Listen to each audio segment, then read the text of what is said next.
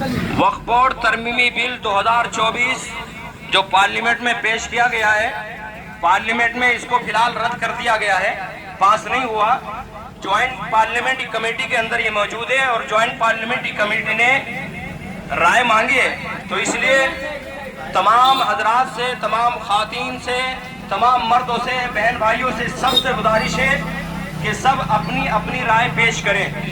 گھر کا کوئی بھی ممبر خالی نہ رہے، بچے کے پاس موبائل ہے، اپنے فون کے ذریعے سے اس بل کے خلاف رائے پیش کریں۔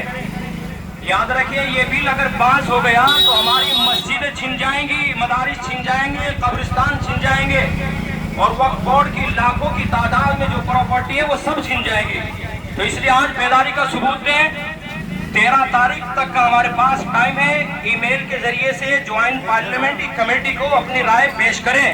مسجدوں کے باہر کیوں لگا اور کیمپ لگائے، شاہگنج چوک میں فی الحال کیمپ لگا ہوا ہے، اسی طرح سے مسجدوں کے باہر کیمپ لگائے، چوراہوں پر کیمپ لگائے، کیمپ لگا کر کے بیداری کا ثبوت دیں۔